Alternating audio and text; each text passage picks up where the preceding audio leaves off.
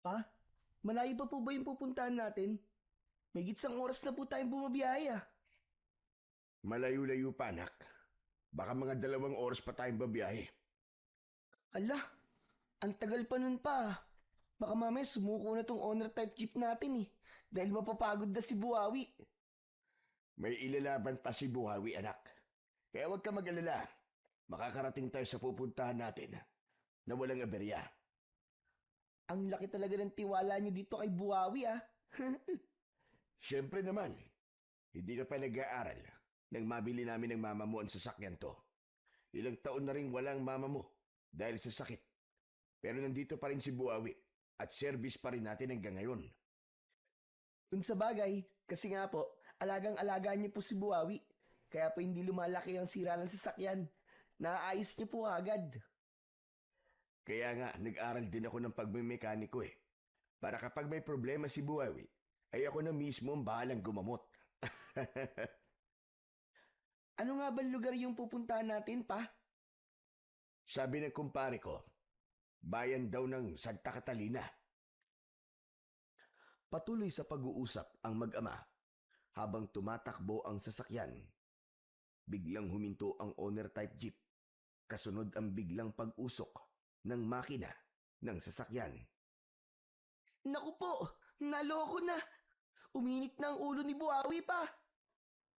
Nag-overheat ang makina. Anak ng teteng, oo. Pa, napagod na po siguro si Buawi. Kasi kanina pa po. Hala, sige. Bumaba na muna tayo. At nang makapagpahinga na rin si Buhawi.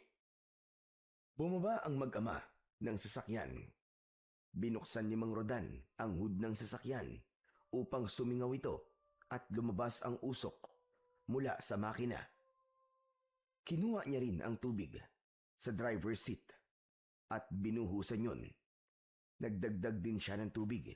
Pagkatapos ay iniwan muna ng mag-ama ang sasakyan at naglakad-lakad. Pa, ano na po kayang lugar to, no? Tignan niyo oh. Parang antahimik. Para pong walang nakatira dito, no? Wala akong natatanaw ng mga bahay. Oo nga eh, tama ka anak. Parang malayong malayo na to sa mismong bayan. Grabing tahimik dito. Tama ka anak. Ito ang sinasabi nila na nakakabinging katahimikan. Maya-maya pa ay may mga ibon na dumating at nagliliparan. Kaya ang katahimikan ng lugar na yon ay napalitan ng ingay mula sa mga huni ng maliliit na ibong lumilipad. Hala pa, tignan niyo oh. Ang daming ibon. Saan kaya sila galing, no? Ang dami nila oh, grabe. Baka may mga pugad ng mga ibon na yan dito anak. O kaya may lungga sila at doon sila galing. Naaliw ng husto ang mag-ama sa mga maliliit na ibong nagliliparan na tila ba naglalaro. Ang ilan sa kanila ay tila naghahabulan pa. May mga dumapo sa mga sanga ng puno, subalit umaalis din kapag nilalapitan ng ibang ibon. Pasado 4:00 na ng hapon ng mga sandaling yon. Ang totoo ay nagdalawang isip si Rodan sa imbitasyon ng kaibigan dahil nga malayong probinsya ang tirahan nito. Kaya lamang nahiya siyang hindian ang matalik na kaibigan. Kaya kahit malayo ay nagpursigi siyang puntahan at isinama nga si Chico dahil ayaw din ni Mang Rodan na maiwang nag-iisa sa kanilang bahay ang kanyang anak. Maya-maya pa ay nagbalik na ang mag-ama sa kanilang sasakyan. Ganap na ring nakapagpahinga ang sasakyan na pinangalanan nilang si Buhawi. Sana pa, makisama po si Buawi. Gaya ng sinabi ni Chico, ay nakisama naman ito. Hindi nahirapan ang kanilang ama nang i-start ang sasakyan. Agad naman itong umandar. Kaya naman, napangiti si Mang Rodan dahil alam niyang nasa kondisyon uli si Buhawi. Ayos ka talaga, Buhawi. Ang tibay mo. Marunong ka talagang makisama. Dapat po talaga makisama siya, Tay. Dahil lagot po tayo kapag di po siya nakisama. Hindi tayo makakarating sa pupuntahan natin. Hindi tayo makakaatid ng binyagan ng anak ng kumpare nyo. Tama ka, anak. Nako, alam mo, kung wala lang akong utang na loob sa kaibigan kong yun, hindi ko pupunta ng binyag ng anak niya kung alam ko lang na ganito pala kahirap ang biyahe.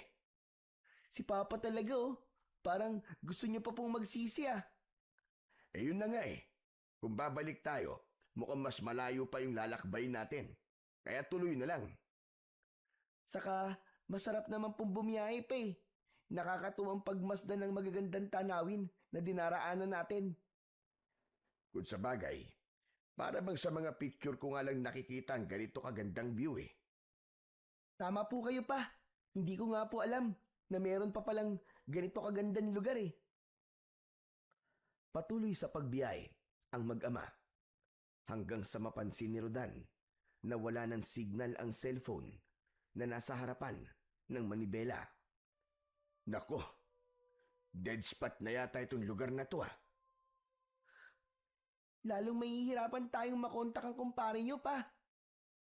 Hindi niya nabanggit sa akin na walang signal na cellphone dito sa pupuntahan natin. Nasa syudad kasi siya eh, nang magkausap kami sa cellphone. Sana makarating po tayo sa lugar nila pa. Magtatanong-tanong na lang tayo. Imposible kasing matawagan ko pa siya. Hanggang sa nagsimula ng kumagat ang dilim, patuloy pa ring binabagtas ng mag-ama ang mahabang kalsada. Hanggang ang mahabang kalsada na sementado na binabaybay ng kanilang sasakyan ay biglang naging mabato at maputik. Naku pa, lubak-lubak na po dito ah. Oo nga eh. Putol pala ang pagkakasimento ng kalsada. Kaya lang, wala tayong magagawa kundi tuloy ang biyahe natin. Dahil ito lamang ang daan papunta sa pupuntahan natin. Wala kasing ibang kalsada rito eh. Ito lang yun. Naku, mahihirapan panigurado si Buhawi. Oo nga, sana wag siyang bumigay kahit medyo malubak na. Dahil walang ibang dadaanan, kaya kahit pausad-usad, ay ipinagpatuloy ni Namang Rodan at Chico ang paglalakbay sakay ng owner-type jeep. Nagsisimula na ring dumilim ang kanilang paligid na tanging ilaw mula sa kanilang sasakyan ang nagiging tanglaw nila. Mabagal ang takbo ng sasakyan dahil sa malubak at mabatong daan. Buong ingat ang ginagawang pagmamaneo ni Namang Rodan. Kaya lamang, sa kabila ng kanyang ginagawang pag-iingat, ay hindi pa rin niya napansin ang isang malaking uka sa daan na mayroong tubig. Nag-shoot doon ang isang gulong ng sasakyan. Naku po, ano yun? Naloko na! Tay, bakit ano po nangyari? Ayun, na-shoot ang gulong ni Buhawi sa malalim na lubak. Hindi makaahon. Pilit na iniahon ni Mang Rodan ang sasakyan. Itinodo niya na ang makina upang maalis sa pagkakahulog sa malalim na lubak. Subalit ayaw pa rin nung gumana. Hanggang sa inihinto na lamang ni Mang Rodan ang makina. Saka bumaba ang mag-ama. Paano po yan pa? Anong gagawin natin ngayon? Ang dilim-dilim dito. Nag-iisip ako, anak. Wala pa naman signal ang cellphone ko. Paano tayong makakahingi ng tulong nito? Hindi tayo makakarating sa pupuntahan natin pa. Di po ba bukas na po ng umaga ang binyagan? Dapat ngayong gabi makarating po tayo doon. Oo nga, anak eh. Yun nga din ang iniisip ko. Kung paano tayo makakarating doon. Tsak, hihintayin pa naman tayo ron. Pambihira na yan, oo. Halika, anak. Bakit po pa? Saan po tayo pupunta? Maglalakad-lakad tayo. Magbabaka sakali na may makita tayo na tao na makakatulong sa atin. Pero wala pong mga bahay dito eh. Bahala na. Basta subukan natin maglakad-lakad. Baka may makita tayo. Saglit na bumalik si Mang Rodan sa sasakyan para kunin ang flashlight na naiwan doon. Pagkakuha ay sinimulan na nilang maglakad na walang tiyak na pupuntahan. Sabi nga nito ay magbabaka sakaling may taong makita na maaari nilang hingan ng tulong. Habang naglalakad sila ay may nakita sila na tao sa may kalayuan na natatanglawan ng liwanag ng flashlight, kaya nagmadali sila upang puntahan yon. Subalit pagkadismaya ang naramdaman ng mag-ama nang makita na hindi pala tao ang kanilang nakita, kundi kapirasong tela na naiwan at nakasabit sa sanga, na sa malayo ay aakalain mo talagang tao na nakasandal sa isang puno. Anak ng, nawa mali po tayo dun pa. Oo nga anak eh, pambihira. Akala ko may maihinga na tayo ng tulong. Tela lang pala itong nandito sa puno. Pero pa, kung may tela po na naiwan dito, ibig sabihin po, may tao pong nagawi dito. Oo, tama ka anak. Kaya lang, nasa kaya ang taong yun? Ipagpatuloy na lang po natin ang paglalakad pa. Baka sa banda ron, medyo malayo dito. Sana may bahay po tayong makita. Hindi ka pa ba napapagod, Chico? Hindi pa po. Saka ito po oh. Dinala ko po yung isang bag na mayroong biskwit at tubig. Kaya may maiinom po tayo.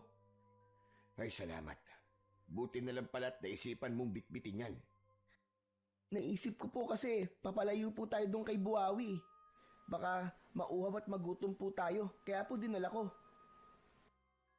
Ipinagpatuloy ng mag-ama ang paglalakad hanggang sa namalayan na lamang nilang malayo na ang kanilang nararating. Hindi na abot ng liwanag ng flashlight ang kinaroroonan ng kanilang iniwang sasakyan. Malayo na tayo anak. Ituloy na po natin ang paglalakad natin pa.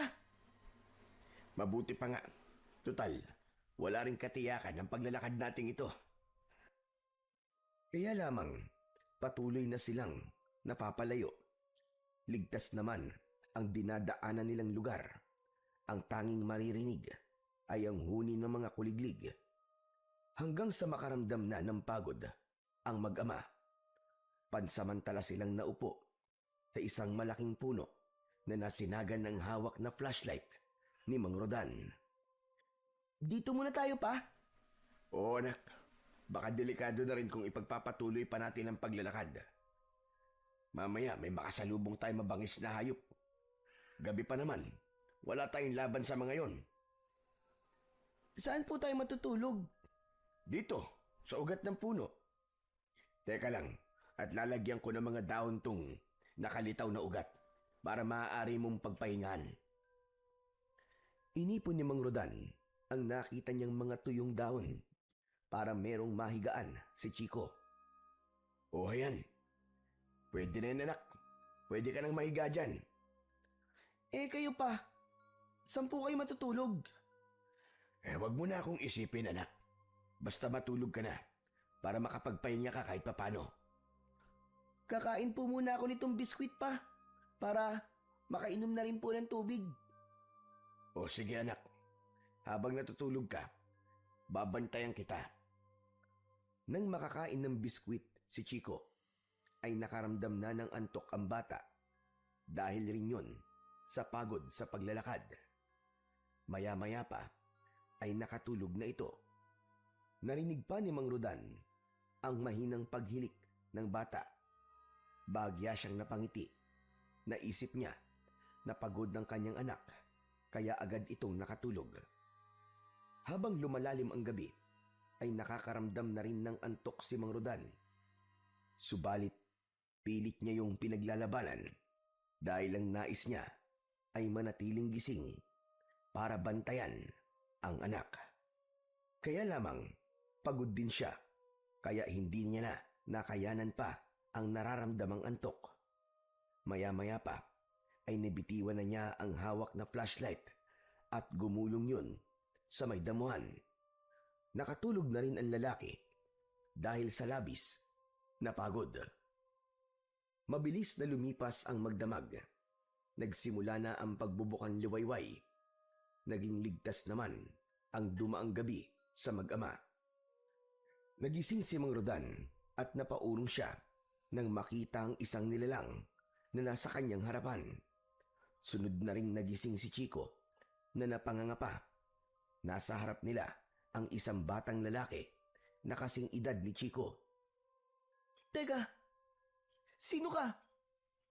Shamboy! Shamboy ang pangalan ko! Mukha namang mabait ang batang nagpakilala sa pangalang Samboy.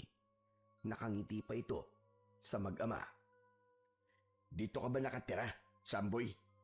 Opo, pero medyo malayo pa po ang tirahan namin. Habang kausap ni Samboy ang mag-ama, ay may babaeng nagmamadali na dumating. Ikaw na bata ka. Kung saan ka nagpupunta? Akala ko ikaw na paano ka na.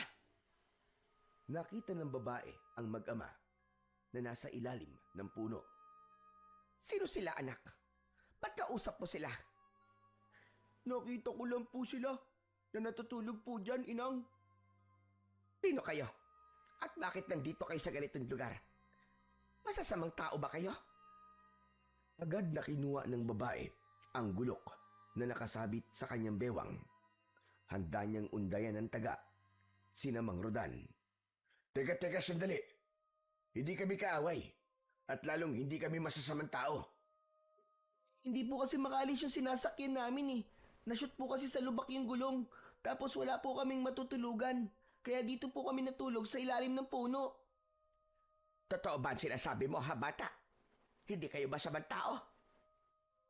Hindi kayo mga halimaw? Hindi kayo mga aswang? Aswang? Naku, hindi. Tama ang sinabi ng anak ko si Chico. Nagkaroon lang ng problema ang sasakyan namin. Kaya napilitan kaming matulog sa ganitong lugar. Inang, mukha naman po silang mababait eh. Salamat sa'yo, Samboy ah. Ako nga pala si Chico. Pwede ba kitang maging kaibigan? Oo naman. Inang, kaibigan ko na po si Chico. Kaya wag na po kayo magalit sa kanila. Ako nga pala si Rodan, tatay ni Chico. Pwede bang malaman ang pangalan mo? Niloisa ang pangalan ko. Nanay ako ni Samboy. Sabi nyo, nagkaroon ng problema ang sinasakyan nyo. Paano kayo makakalis dito? Yun nga ang iniisip ko eh. Gusto ko sanang humingi ng tulong para maalis yung gulong ng sasakyan namin doon sa pagkakalubog sa hukay. Meron kayang pwedeng tumulong sa amin? Ewan ko. Kung maaari silang pakiusapan. Mga kapitbahay mo ba? Mga kababaryo ko. Subukan natin. Maaari ba kami sumama sa'yo? Wag. Wag na kayo sumama. Bakit? Gusto kong humingi ng tulong sa kanila para maalis ang gulong ng sasakyan namin at may pagpatuloy namin ng anak ko ang pagpunta sa destinasyon namin. Baka sakaling umabot pa kami. Inang, isama na po natin sila. Pero anak, kawawa naman po sila dito. Saka baka po nagugutom na rin sila. Bagamat nagdadalawang isip si Niloisa, ay pumayag na rin siya sa pakiusap ng anak na si Samboy upang isama ang mag-ama sa kanilang tirahan. Dahil alam ni Niloisa na gutom si Rodan at Chico, kaya ipinaghanda niya ang mag-ama ng pagkain. Nilagang hinog na saging na saba at kamote ang inihain ng babae. pagpasensya nyo na itong nakayanan kong pagkain. Madalang kasi kami magsaing dito. Kadalasan na 3 beses sa isang linggo. Kaya ito lang ang maipapakain ko sa inyo. Maraming salamat, Niloisa. Kami nga ang nahihiya dahil nakaabala pa kami sa inyo. Papa, pwede na po ba akong kumain? Mukhang masarap po itong nilagang saging at kamote na ibinigay po ni Aling Niloisa eh. O sige anak, kumain ka na. Samahan mo kaming kumain, Samboy. Hindi na, Chico. Kayo na lang ng papa mo. Saka, busog pa naman ako eh. Marami na rin akong nakain kanina. O siya, sige. Maiwan ko muna kayo. Meron akong kailangan puntahan. Sige, Niloisa. At salamat nga pala sa pagkain, ha? Walang anuman. Lumabas na ng bahay ang babae at tuloy-tuloy na umalis. Kaya naiwan sa bahay sina Rodan at ang dalawang bata. Nagsimula na rin kumain si Rodan dahil nakaramdam na rin siya ng gutom. Samboy, kayo na lang ba ng inang mo ang nakatira dito sa bahay na to? Oo, matagal na kasing patay ang itay ko. Ganun ba? Sa akin naman, mama ko naman ang patay na. Kaya pala dalawa lang kayo ng papa mo na bumiyahe eh. Oo, tama ka. Hindi nga namin alam kung makakapunta pa ba kami sa bahay ng kaibigan ni Papa eh. Kasi nga, yun nangyari sa sasakyan namin. Siya nga pala, Samboy. Saan ba pupunta ang inang mo? Umalis siya. Baka po may kakausapin tao. Di po ba sabi nyo kailangan nyo po ng tulong para maalis na po sa lubak yung sasakyan nyo? Oo nga pala. Para maipagpatuloy na namin ang pagbabiyahe. Sana, may makausap ang inang mo at pumayag na tulungan kami. Sana nga, kasi mahirap kausap ang mga tao rito sa baryo Takip Silim eh. Ha? Mahirap kausap? Anong ibig mong sabihin na mahirap kausap, Samboy? Hindi po kasi sila basta nahihinga ng tulong, lalo na po kapag may dayo na naliligaw dito sa baryo namin. Ayaw nilang tumulong? Opo, kaya nga madalas hindi kagad nakakaalis sa mga estrangherong napapadpad dito eh. Ibig mo ba sabihin, Samboy, mga suplado sila? Basta, sabi ni Inang, mahirap silang kausap, lalo na yung mga kalalakihan. Pero bakit kayo hindi naman? Tinulungan niyo pa nga kami ng papa ko. Iba kasi kami sa kanila. Pero dito kayo nakatira, di ba? Oo, matagal na kami rito. Dito rin ako ipinanganak. Nang matapos kumain, ay nagyaya si Chico kung maaari siyang samahan ni Samboy na lumabas at mag-ikot-ikot. Okay lang ba sa'yo, Samboy? Oo naman, para makita mo rin tong baryo namin. Kaya nagpaalam si Chico sa kanyang papa. Pumayag siya dahil kasama naman si Samboy. Pero mas pinili ni Mang Rodan na manatili na lamang muna sa loob ng bahay. Nakakaramdam kasi siya ng antok. Halos hindi siya makatulog ng maayos ng nakalipas na gabi. Dahil nga mas gusto niyang bantayan ang natutulog na anak. Isa pa, mahirap para sa kanya ang makatulog sa lugar na alam niyang anumang oras ay may kung anong hayop na maaaring umatake sa kanila. Samantala, habang naglalakad ang dalawang bata sa labas, ay may mangilan-ngilan na taga-baryo Takip Silim ang napapatingin sa dalawa. Bago kasi sa paningin nila si Chico, pinagmamasdan nila ang bata at titig na titig. Teka, Samboy, kinikilabutan ako. Bakit, Chico? Natatakot ka ba? Kuwan kasi. Ang sama makatingin ng mga kalugar mo. Masyadong seryoso. Ganun talaga sila, lalo na kapag mga dayo. Para kasing bigla na lamang mananakmal. Nakakatakot. Katulad ba ng ganito? Uy, huwag ka naman ganyan. Lalo mo naman akong tinatakot niyan eh. Masyado ka naman matatakotin. Basta, huwag mo nalang sila pansinin. Hanggat kasama mo ako, walang makikialam sa'yo dito. Kung sa bagay, sa kabisita mo kami, di ba? Kaya sagot mo ko. Parang gano'n na nga. Kasi, niyaya ko kayong pumunta dito sa bahay. Teka nga pala, ba't mo naisipang hiyain kami ni Papa sa bahay nyo? Kasi nga, nakita ko na mukha naman kayong mababait. Saka, para may ibang tao kami makausap ni Inang. Bakit? Hindi ba nagsasalita yung mga taga rito sa baryo nyo? Nagsasalita naman. Kaya nga lang, paminsan-minsan lang. Ha?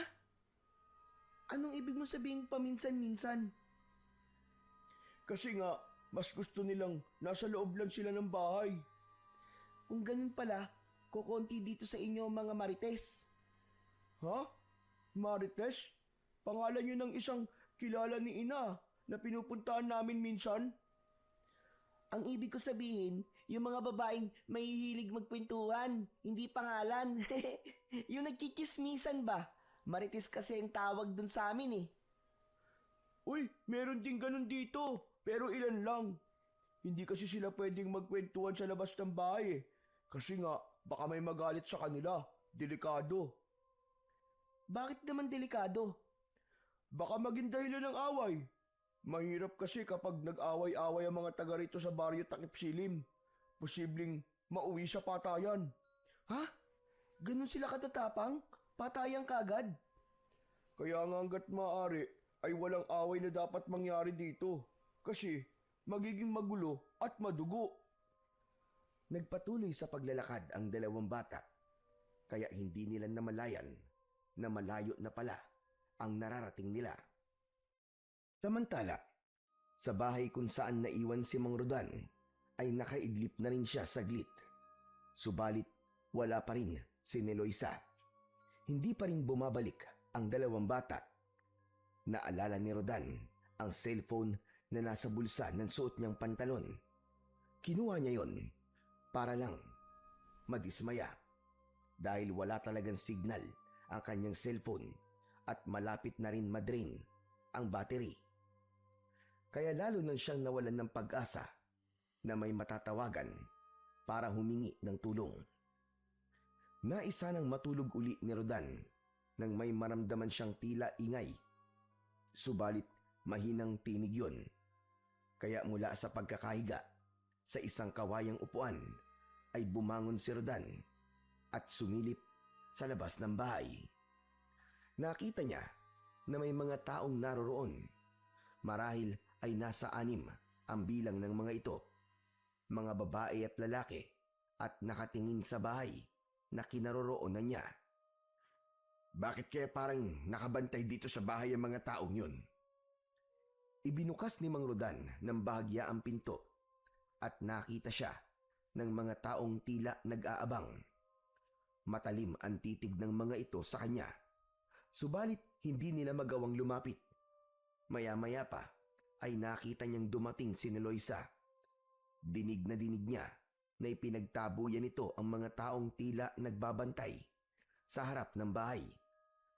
Agad na pumasok ng bahay si Neloisa at isinara yun.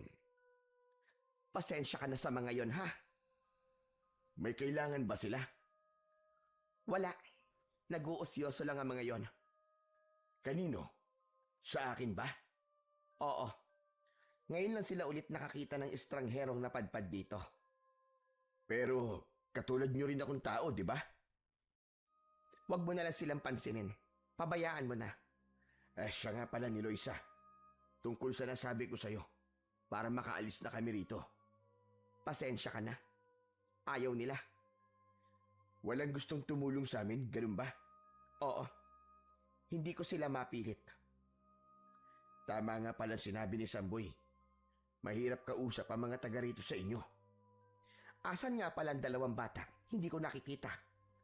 Lumabas sila. Sinamahan ni Samboy si Chico para maglakad-lakad.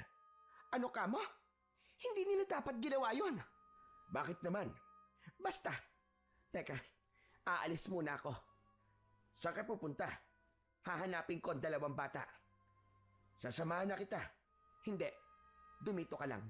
At huwag kang lalabas hanggat hindi ako dumarating. Bakit ba ni Loisa? May problema ba? Basta. Sumunod ka na lamang sa bilin ko. Mamalagi ka rito sa loob ng bahay. At huwag na huwag kang lalabas kahit na ano pa ang mangyari. Nagtataka si Rodan sa sinabi sa kanya ng babae. Hindi malinaw sa kanya kung bakit. Kaya lamang, mas alam ni Loisa ang ginagawa niya. Kaya sinunod na lamang niya ito. Hindi lumabas ng bahay si Rodan. Agad namang nakita ni Loisa ang dalawang bata nang hanapin niya ang mga ito. Inang, pauwi na po kayo? Kanina pa ako nakauwi at nalaman ko nga na umalis kayo ni Chico, kaya hinanap ko kayo. Sinamahan po ako ni Samboy na maglakad-lakad po. Hindi niyo dapat ginawa yon, Samboy. Nainip po kasi sa bahay si Chico, kaya sinamahan ko lang po. Buti na lang, walang masamang nangyari sa inyong dalawa. Po, Bakit po? Dahil hindi ka taga rito, Chico. Kasama naman po niya ako, Inang. Kahit na ba? Paano na lamang kung may gumawa ng masama sa inyo? Lalo na kay Chico. Inang, hindi ko naman po hahayaang mangyari yun eh. Siyempre po, ipagtatanggol ko po ang bago kong kaibigan. Hindi yun ganun kadali. Mabuti pa, umuwi na tayo. Aling ni Loisa, nasan po si Papa? Naiwan siya sa bahay. Pinagbawalan kong sumama sa akin.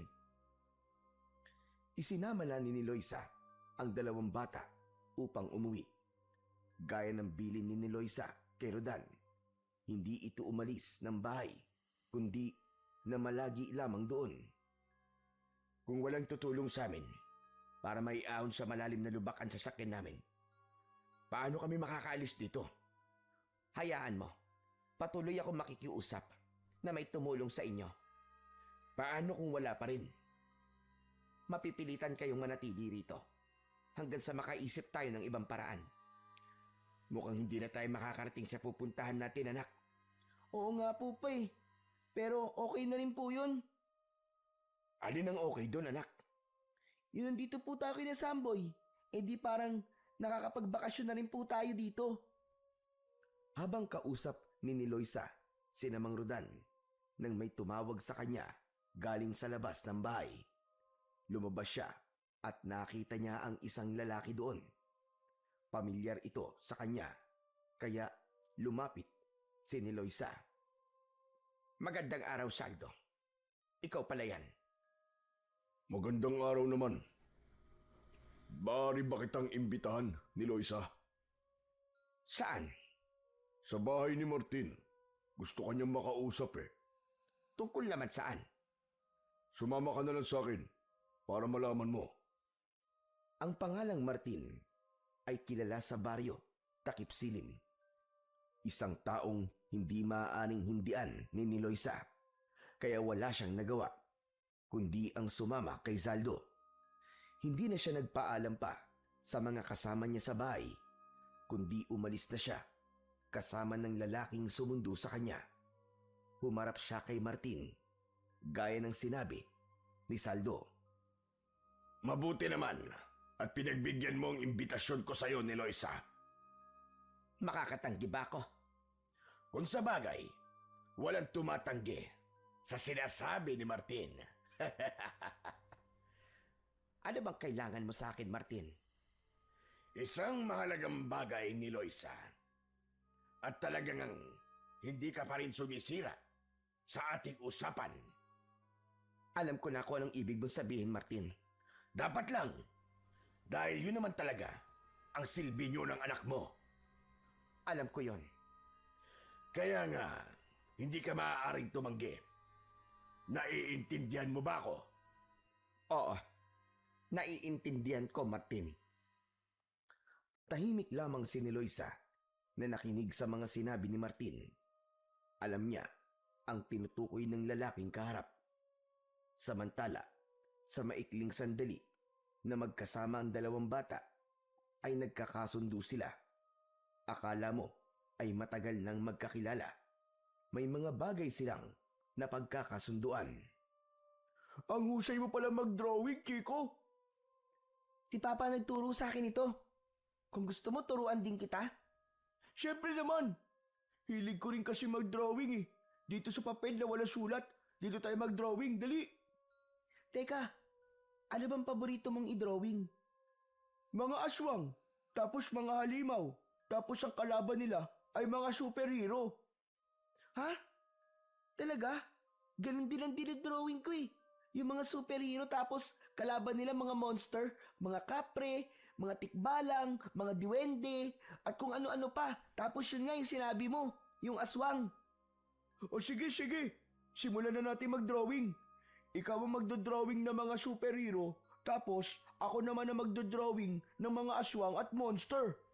Ayos yun. Gusto ko yun. Game na. Nang makauwi na ng bahay, ay dinatnan ni Loisa na abala ang dalawang bata sa kanilang ginagawa.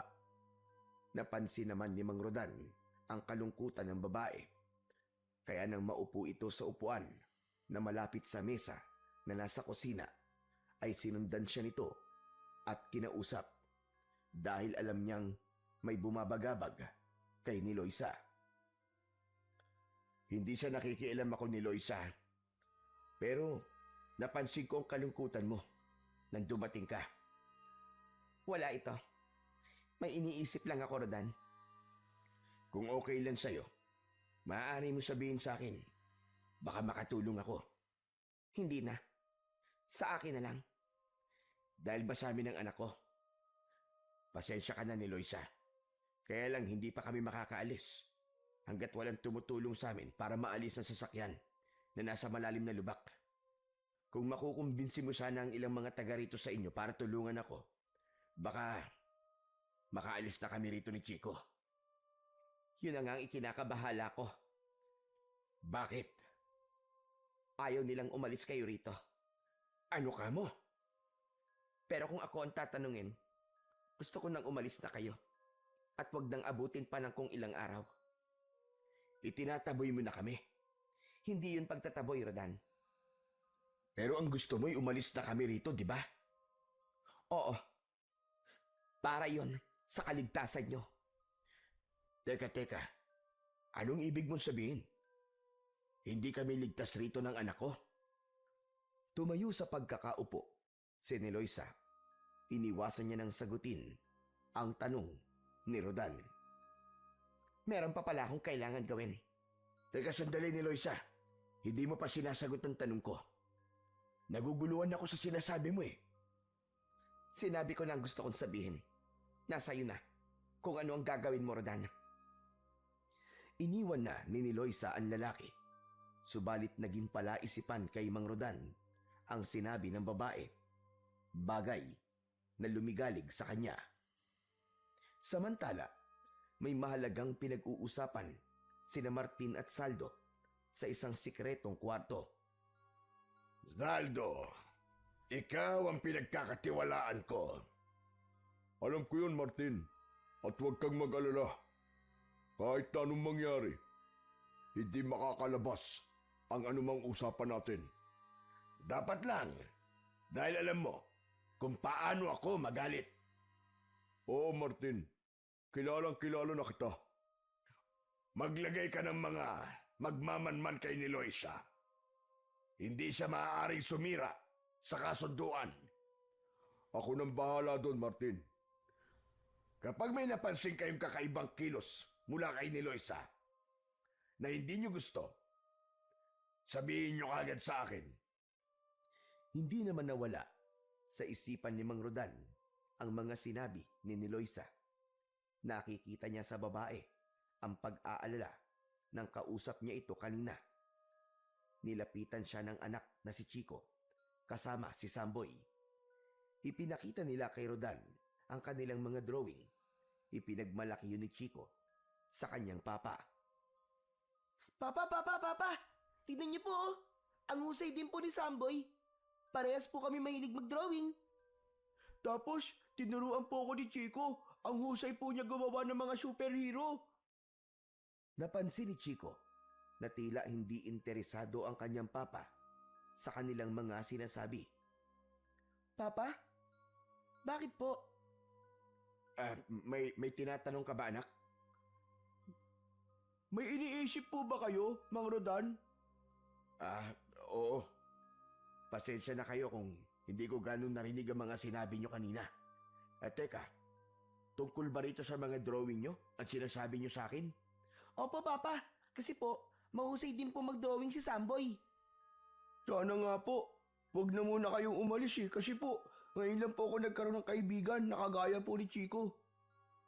Hindi ko po kasi kaibigan yung mga bata po dito sa amin. Kakaiba po kasi sila. Kaya ayaw ko rin pong nakipagkaibigan sa kanila. Anong kakaiba ang ibig mong sabihin, Samboy? Hindi po sila mahilig makipagkaibigan. Hindi po sila katulad ni Chico. Kahit ngayon ko lang po siya nakilala, parang matagal na po kami magkaibigan. Papa, pwede po bang magtagal po tayo rito ng ilang araw? Hindi ko rin masasabi kung ilang araw ba tayong mananatili dito, anak. Dahil hanggat walang tumutulong sa atin, hindi tayo makakalis dito sa baryo Takip Silim. Tila hindi gaanong apektado si Chico sa sinabi ng kanyang ama dahil ang totoo ay nawiwili siya dahil meron siyang nakakalaro na bago niyang kaibigan. Sapagkat sa kanilang tirahan ay halos wala rin siyang kalaro. Unang gabi ni Rodan at Chico sa bahay ni Loisa. Lubha na siya nag-aalala at nababahala. Pasensya na kayo ni Loisa. Baka sobra na kaming nakakaabala sa inyo. Wala namang problema sa akin na nandito kayo. Pero yung sasabihin ng mga kapitbahay mo, baka mag-isip sila ng hindi maganda tungkol sa'yo. Wala akong pakialam sa kanila. Hindi ka ba okay sa kanila ni Loisa? Hindi sa ganon. Kaya lamang, iba kasi ang interes nila. Saka hindi sila mahilig gumawa ng chismis. Dahil ibang bagay ang kanilang binibigyan ng halaga. Pero habang nandito kami ng anak ko, huwag kang mag-alala. Kami na muna ang bahala sa inyo. Pwede nyo kaming maging bantay. Bantay?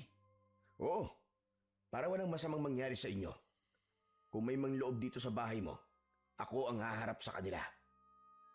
Sabi ko naman sa iyo, Rodan, ligtas kami ng anak ko.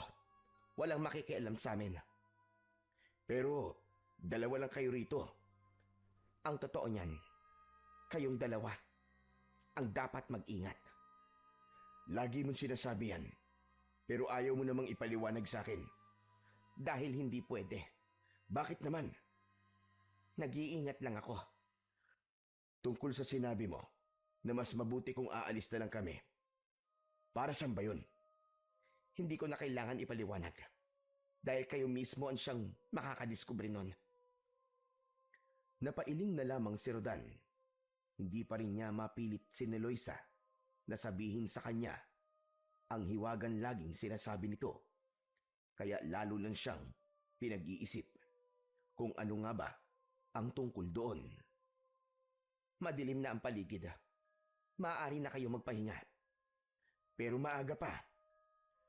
Maagang nagpapahinga ang mga taga rito. Kaya nga, maaga rin kumakain. Basta pagdating ng dilim, karamihan sa mga taga rito ay nasa loob na ng kani-kanilang mga bahay.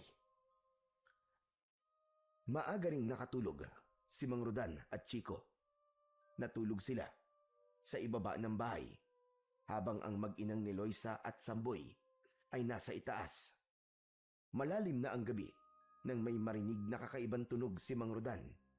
Ilang ulit na tunog na tila huni mula sa isang uri ng tambuli na sinundan pa ng dagundong mula sa isang kakaibang uri ng tambol. Anong ingay yun? Parang pagsisimula ng isang seremonya. Pinakinggang mabuti ng lalaki ang narinig na dagundong na paulit-ulit. Nasundan yun ng tila matitinis na sigawan ng mga tao. Ano kaya yun? Kailangan makita ko at malaman kung ano at saan galing yun. Tumayo si Mang Rodan at nagtungo sa pintuan para lumabas ng bahay. Kaya lamang nakasara yun at mahigpit ang pagkakasara. Ginamitan pa yun ng kadena at kandado para lang matiyak na hindi basta mabubuksan ang pinto ng bahay. Iisa lang ang ibig sabihin ng kandadong ikinabit dito ni Loisa. Ayaw niyang magpalabas ng bahay. Pero paano ko malalaman yung naririnig ko? Walang nagawa si Mang Rodan para buksan ang pinto dahil sa mahigpit na pagkakakandado. Kaya naman, bumalik na lang siya sa kanilang higaan ni Chico. Gusto sana niyang gisingin si Loisa para magtanong, pero umiral sa kanya ang hiya. Nakikituloy na nga lang sila, mang-iistorbo pa siya. Yun ang pumasok sa isipan niya. Kaya nagpasya na lamang siya na bukas paggising na lamang nila sa kanya aalamin kay Loisa ang tungkol sa kanyang narinig. Subalit nang mahiga na ulit si Mang Rodan, ay iba pang ingay ang kanyang narinig. May mga yabag at pagaspas ng kung anong uri ng hayop ang tila nasa labas ng bahay. Ano kaya yun? Humanap ng mga siwang ang lalaki upang makita kung ano ang nangyayari sa labas ng bahay. Subalit nang may makita siyang siwang ay wala naman siyang maaninag sa labas. Madilim doon at tila naging maramot ang buwan para magbigay ng kahit konting liwanag. Ang ingay na naririnig ni Rodan ay ramdam niyang tila hindi umaalis at paikot-ikot lamang sa bahay. Nagkasya na lamang siya para pakinggan ang ingay. Wala siyang ideya kung anong meron sa labas hanggang sa mag-uumaganay naririnig pa rin niya. Inabot na siya ng antok at nakatulog. Nagising siya kinabukasan dahil sa kalabit ng kanyang anak. Papa! Papa, gising na! Bakit anak? May kailangan ka ba? Nagugutom po ako, Papa. Pero si Niloisa lang ang nakakaalam ng pagkain dito. Biglang nagsalita si Niloisa. Nagising na rin pala. Nakapagluto na ako ng nilagang kamote at mais. Yun lang ang ating magiging almusal. Walang problema doon, Niloisa. Kinakain naman ni Chico kahit ano. Hindi siya mapili sa pagkain. Kanina ka pa pala gising. Oo, maaga ako nagigising. Chico, nasa mesa na sa kusina ang pagkain. Pwede ka nang kumain doon. Maya-maya lang, gigising na rin si Samboy. Pa, kain na po tayo. Sige na, mauna ka na anak. Nagtungo na sa kusina si Chico. Kaya sinamantala ni Rodan ang pagkakataong yun para makausap si Niloisa. May itatanong lang sana ako sa'yo, Niloisa. Inaasahan ko na yon. Tungkol ba sa narinig mo kagabi? Oo, kaya lamang gusto ko sanang alamin. Pero hindi ako makalabas ng bahay. Dahil sinadya kong kandaduhan yon. Alam ko kasi, nasusubukan mong lumabas kapag may narinig ka. Ano ba yun, Niloisa? Bakit ganun yung mga narinig ko? Saka parang merong mga hayop ako naririnig na paikot-ikot dito sa bahay mo. Nakita mo ba sila? Hindi. Sinubukan ko sumilip. Pero wala naman ako nakita sa labas ng bahay dahil sobrang dilim.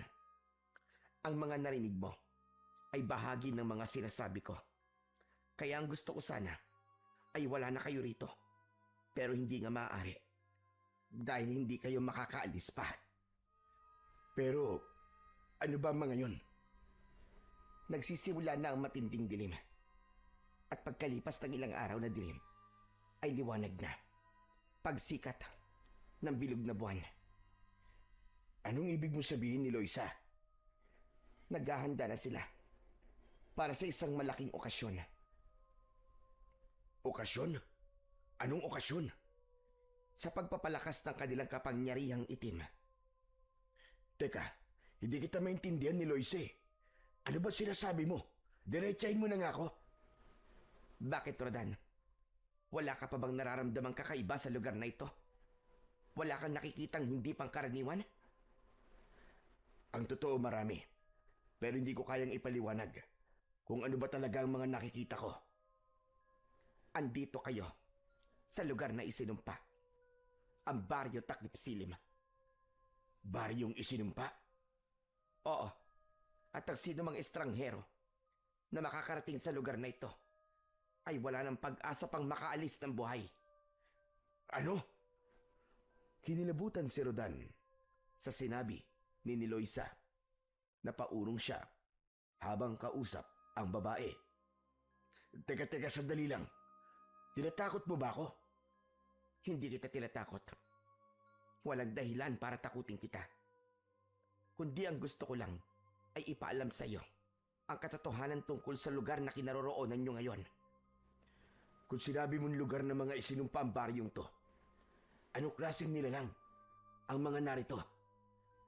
Nilalang mula sa dilim. Alipin sila ng kadiliman. Mga lahing aswang. Nanlaki ang mga mata ni Rodan sa sinabing yon ni Niloisa. Gustong manginig ng kanyang katawan. Ibig sabihin, nasa baryo kami ng mga aswang? Oo. Baryo, kung saan namumungad ang iba't ibang uri ng aswang. Ang mga naninirahan dito ay mga taong isinumpa. Kung ganun, pati kayo ni Samboy. Hindi, Rodan.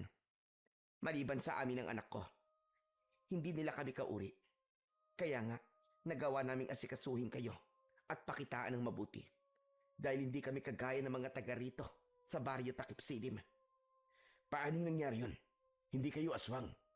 Pero nandito kayo mag-ina sa lugar nila. Tapos, walang masamang nangyayari sa inyo.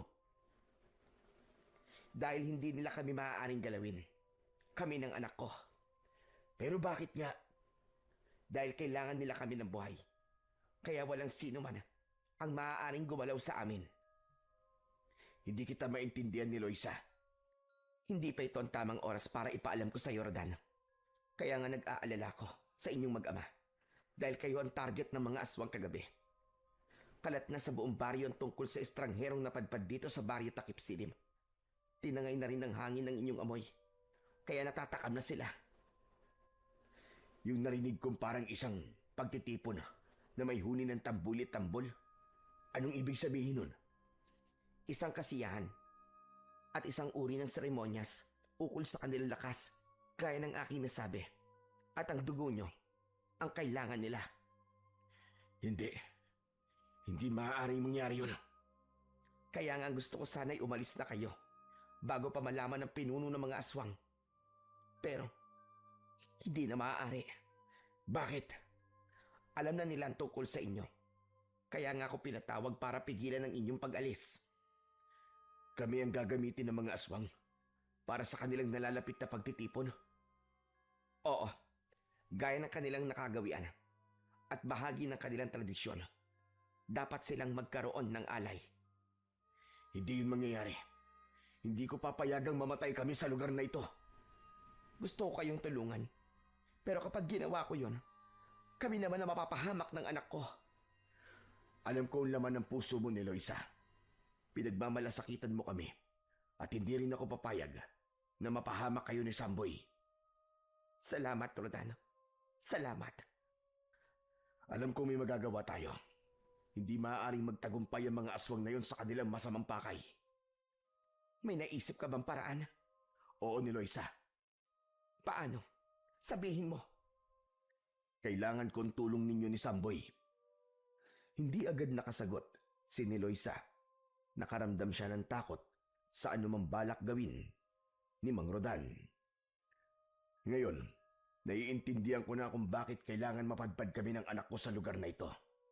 Dahil sa isang mahalagang bagay, sa isang misyon na siguro'y nakatadhana talaga para sa akin.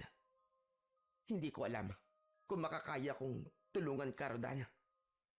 Ni Loisa, walang ibang maaaring tumulong sa akin dahil ikaw lang ang nakakaalam ng pasikot-sikot sa baryong ito at nakakakilala sa mga taga rito. Lalo na sa pinuno ng mga aswang na sinasabi mo. Ano nga ba ang pangalan niya? Martin, isang malaking tao na bundat ang tiyan dahil na rin sa kanyang katakawan. Katakawan? Oo, wala siyang kabusugan. Dalawa sila ng kanyang kanang kamay. Si Saldo. Silang nasusunod sa baryong ito. Ginagamit niya ang mga kauri niyang aswang para sa kanilang sariling pakinabang. Ang ibang aswang dito ay mga taong kinamkam nila ang kayamanan at ginawa silang aswang para maging alipin nila. Kung ganun, sila ang dapat mawala. Oo, pero hindi tayo kagad makakalapit sa kanya dahil may mga tuta siya. Ang ibig ko sabihin may mga alipores na pumuprotekta sa kanya. Sila muna ang haharap sa sino mang gustong kumalaban kina Martin at Saldo. Kahit gaano pa sila kalakas, kahit na makapangyarihan sila, meron silang magiging katapat. Sana nga, Rodan. Sana nga. Dahil matagal ko na rin gustong mawakasan na ang kanilang kasamaan. Lalo na't ang huli kong nalaman ay nagbabalak sila na lalo pang palaganapin ang kanilang hukbo. Ibig sabihin sasakupin na rin nila ang ibang lugar. Tama ka. At kapag nangyari yon, lalo lang lalaganap ang kasamaan At kawawa ang mga pangkaraniwang tao. Gagawin nilang mga aswang ang mga yon dahil sa ambisyon ni Martin na mamuno ng higit pa dito sa baryo Takip Silim, kundi ng isang malaking hukbo. Kaya nga nakikiusap ako sa iyo ni Loisa. Magtulungan tayo. Sa pag-iisa ni Rodan ay napapaisip siya kung tama nga ba ang kanyang naging desisyon. Pangungunahan niya ang paglipol sa mga aswang sa baryo Takip Silim. Kaya lamang sa papanong paraan. Alam niyang gusto lang niyang bigyan ng pag-asa si Niloisa na may paraan pa para matapos ang malaking problema niya. Maging ang masugpo ang kasamaang pilit na pinapalawak ng mga aswang sa baryong yun. Habang nag-iisip, ay naalala ni Mang Rodan ang isang pangyayaring matagal na rin ang nakalilipas. Noong kabataan pa niya, ay mahilig siyang maglakbay hanggang sa nakarating siya sa isang bayan sa Zamboanga. Napadpad siya sa isang gubat dahil sa pangangaso. Subalit hindi inaasahan ay inatake siya ng isang tigre sa gubat. Buong akala niya ay katapusan niya na yon. Iniwan siya ng mabangis na hayop na duguan. Subalit may buhay pa siya nun. Hanggang isang matandang lalaki ang nakakita sa kanya. Tinulungan siya at iniuwi siya sa yungib na tirahan.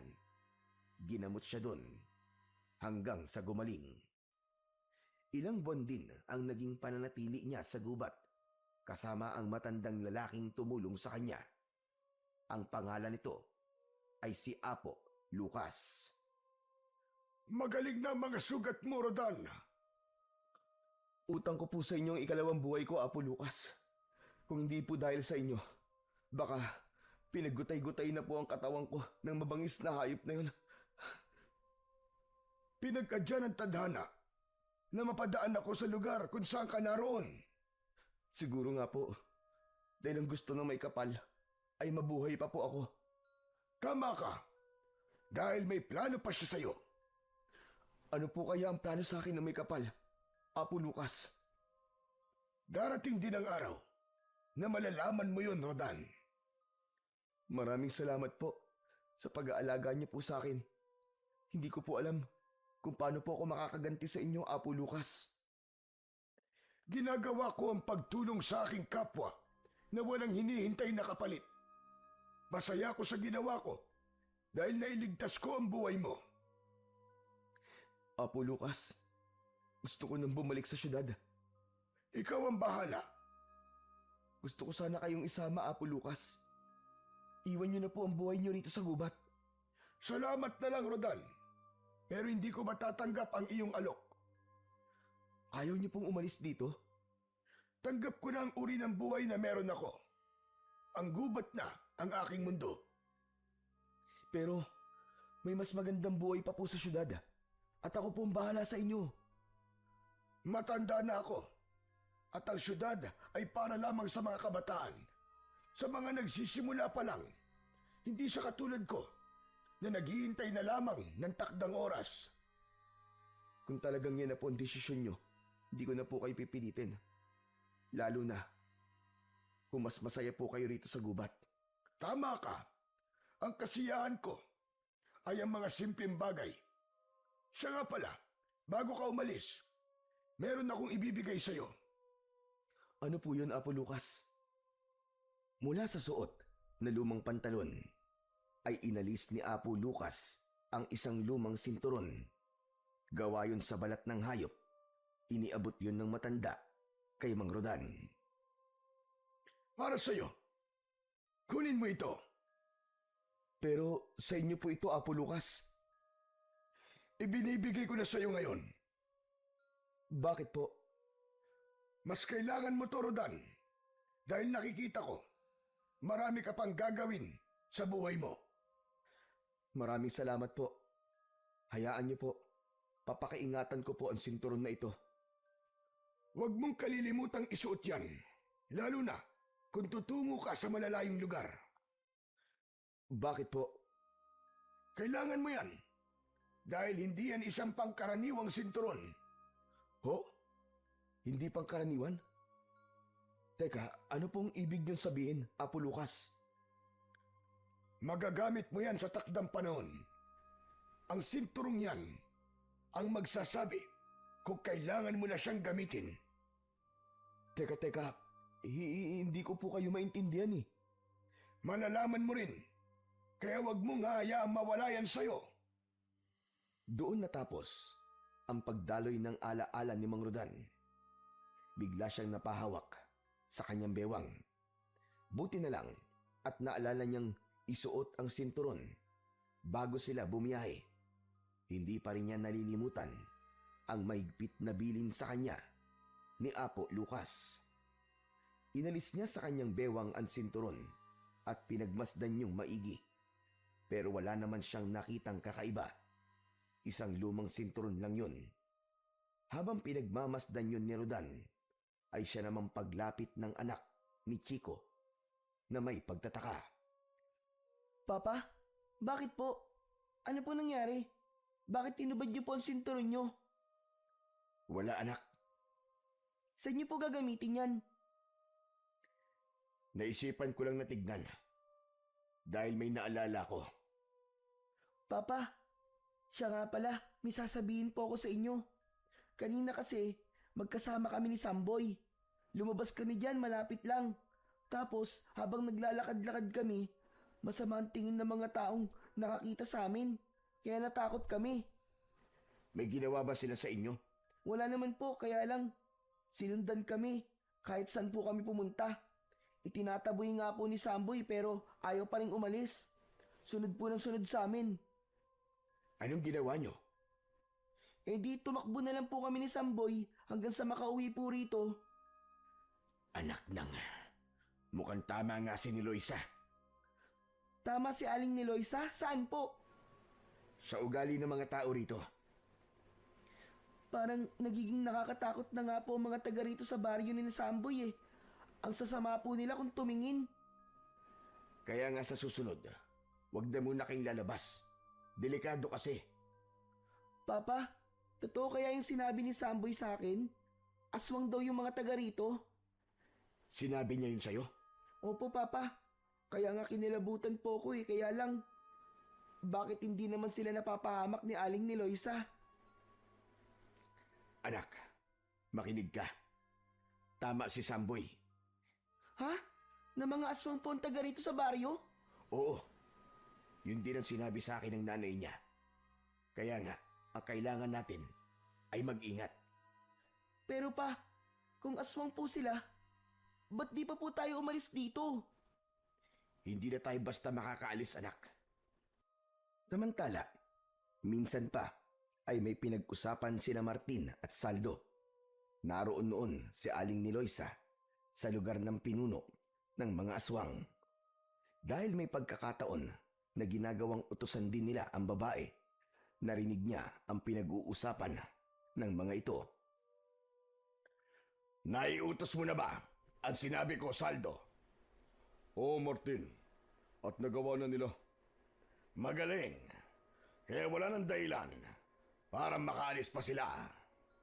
Oo, mananatili na sila rito hanggang sa matapos ang ilang gabi ng kadiliman. Sa pagdating ng liwanag ng buwan, hindi na tayo mahihirapan pa dahil nakahanda na. Tama ka. Kaya 2 gabi ng kadiliman na lang ang ating hinihintay. Nang makauwi si Niloisa, ay agad na ibinalita nito kay Mang Rodan ang kanyang nalaman. Ano ba sinasabi mo, Niloisa?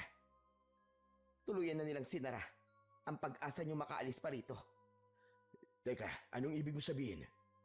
Ang sasakyan nyo na nalubog sa malalim na lubak. Wala na. Ano ka mo? Wala na? Oo, ipinasunog na ni Martin. Tiniyak niyang hindi na kayo makakaalis pa rito. Sigurado ka ba? Oo, sabi ko naman sa'yo. Gagawin ni Martin ang lahat para sa kanyang ibig mangyari. Wala na pala akong magagawa pa. Konting sandali na lang, Rodan. 2 gabi na lang ng kadiliman ang siyang nalalabi. Huwag kang mag-alala. May naisip na ako. Handa na rin ako, Rodan. Sigurado ka? Oo, dahil walang ibang tutulong sa'yo, kundi kami ni Samboy. Ikalawang gabi ni Rodan sa baryo Takip Silim. Gaya ng dati, muling nakakandado ang bahay ni Eloisa. Tiniyak ng babae na hindi makakalabas si Rodan at hindi makakapasok ang anumang nilalang mula sa labas. Malalim na ang gabi nang muling marinig ni Rodan ang kakaibang ingay. Kaya napabangon siya at agad na inalis ang sinturon na nasa kanyang bewang. Pagkaalis niya sa sinturon, ay gano'n na lang ang gulat niya nang ang sinturon ay nagliwanag at naging matigas na parang isang espada. Totoo ba itong nakikita ko? Parang espada ang sinturon na ibinigay sa akin ni Apo Lucas. Hinawakan yon ni Mang Rodan at tila may puwersang humihila sa kanya upang lumabas siya ng bahay. Malakas ang puwersang yon, kaya lamang ay nakasara ang pintuan. Hahatawin sana ni Rodan ang kandado ng pintuan gamit ang mahiwagang sinturon nang marinig niya ang boses ni Eloisa. Huwag, Rodan! Huwag mong gawin yan! Napalingon si Rodan. Nagising si Eloisa dahil marahil sa ingay ng mga aswang na nasa labas ng bahay. Pero ni Eloisa, natitiyak kong mga aswang ang mga nagkakandaingay sa labas ng bahay niyo. Oo, tama ka. Nagpipilit silang pumasok dito sa bahay dahil naaamoy nila kayo ni Chico. Bakit mo ko pinipigilan? Dahil maling harapin mo ang mga aswang.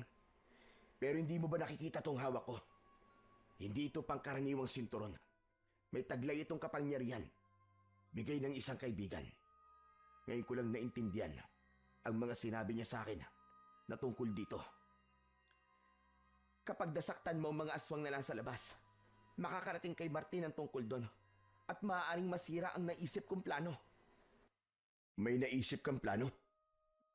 Oo, Rodan. Mas magiging mainam kung sa huling araw ng kadiliman, gagawin natin ang paglipol sa mga aswang kung saan naroon ang lahat ng kampo ng dilim. Mukhang may punto ka ni Eloisa. Kaya nga, maling harapin mo ngayon ang mga aswang na nasa labas dahil iilan lang sila. Ang kailangan natin ay malipol silang lahat. Nakuha ni Rodan ang ibig mangyari ni Eloisa, kaya maghihintay sila ng sinasabing huling gabi ng kadiliman. Bago dumating ang naturang sandali na sinabi ni Eloisa na gabi ng kadiliman, ay nagplano sila ni Rodan. Hindi na nila maaaring itago pa sa mga bata ang tungkol sa bagay na yon.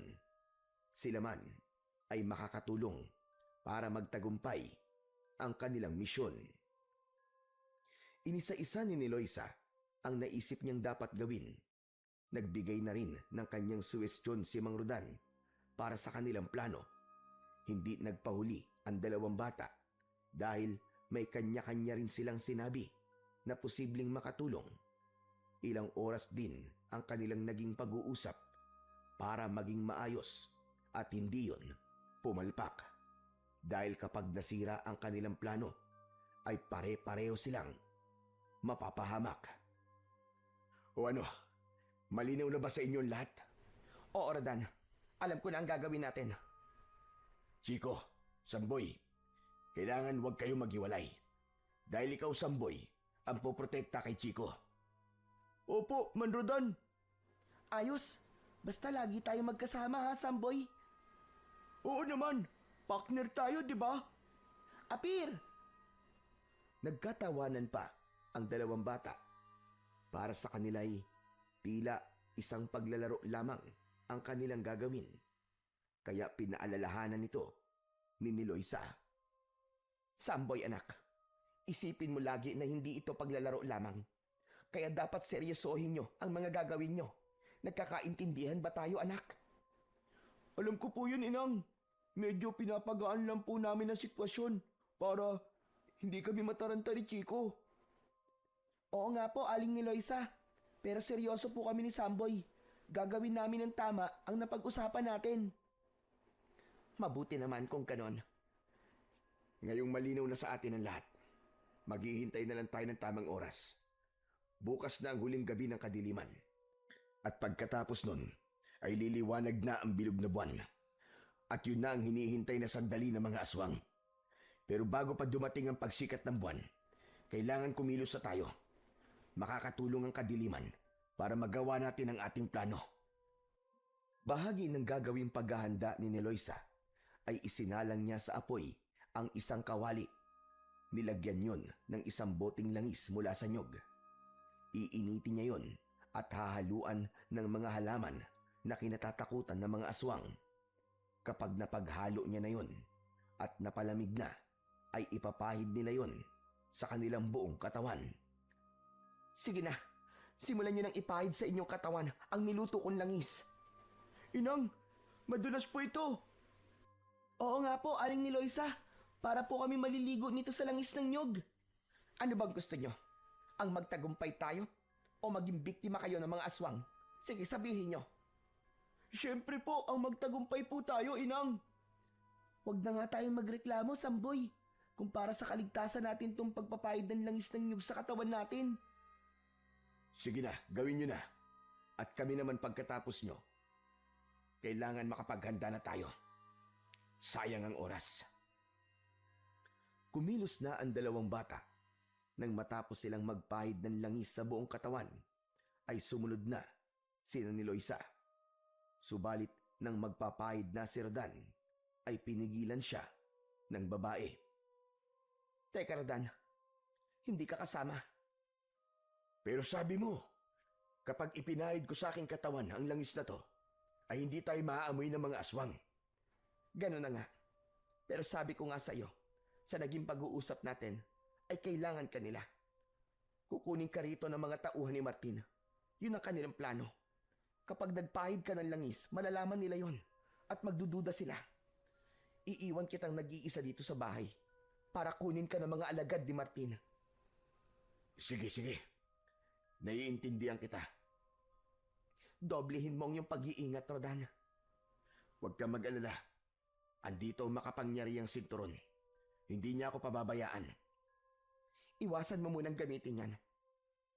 Sabi nga, ang kailangan nating mabingwit at malipol ay hindi lang ang maliliit na isda, gaya ng mga sapsap at butete. Higit ay yung mas malalaki pa, yung dambuhala. Yun ang dapat nating hulihin. Oo, alam ko ni Eloisa. Naiintindihan ko. Kaya aalis na kami at maiiwan ka rito. Dahil yun din na naging utos nila sa akin. Iniwan na ni Eloisa si Rodan at isinama ang dalawang bata. Nagtataka ang mga ito, subalit ipinaliwanag ng babae ang dahilan. Habang naglalakad sila, ay labis ang pag-aalala ni Chico para sa kanyang papa. Aling Eloisa, okay lang po ba talaga dun si Papa? Oo, Chico. Walang masamang mangyayari sa kanya. Magtiwala ka. Saka di ba, sabi niya may taglay siyang sandata laban sa mga aswang. Oo, yung sinturon niya yun, Samboy. Kaya hindi ka dapat mag-alala sa papa mo. Sige na nga, saka ipagpipray ko na lang si Papa na sana walang masamang mangyari sa kanya. Oo, tama yun. Sasamahan pa kita, Chico. Parehas tayo magdadasal. Samantala, sa lugar ng mga aswang na pinamumunuan ni Martin at Saldo, magpadala ka ng mga tao na magpapaalala kay ni Eloisa. Oo, Martin. Gagawin ko. Kailangan makuha na natin ang estrangherong yon. Uunahin natin ay ang lalaki. Dapat na siyang madala dito sa atin para sa ating pagtitipon bago pa matapos ang gabi ng kadiliman. Nag-iisa na si Rodan sa bahay ni Eloisa nang maramdaman niyang may mga yabag na dumating. Isa lang ang naisip niya. Dumating na ang mga tauhan ng pinunong aswang para kunin siya. Gagamitin siya para gawing alay sa pagtatapos ng gabi ng kadiliman. Malayang nakapasok ang mga inutusang tauhan. Teka, sino kayo? Anong kailangan nyo? Huwag ka na magtanong. Kayo ba ang inutusan ni Martin at Saldo? Sabi naman sa'yo, huwag ka na magtanong. Tumahimik ka na lang. Hinawakan ng dalawang lalaki ang magkabilaang kamay ni Rodan. Isa ang naglagay ng takip sa kanyang mata at meron ding nagtali sa kanyang mga kamay. Teka, saan niyo ako dadalhin? Ang kulit mo rin ano? Sabi ko nung huwag ka na magtanong eh. Nagpupumiglas si Mang Rodan, kaya nahirapan ang mga lalaki na dalhin ito. Kaya isang malakas na suntok sa sikmura ang pinakawalan nito. Labis na nasaktan si Mang Rodan. Nanghina ang kanyang katawan at nawalan ng malay. Dahil nawalan na ng malay si Mang Rodan, ay malaya na nila itong nabitbit.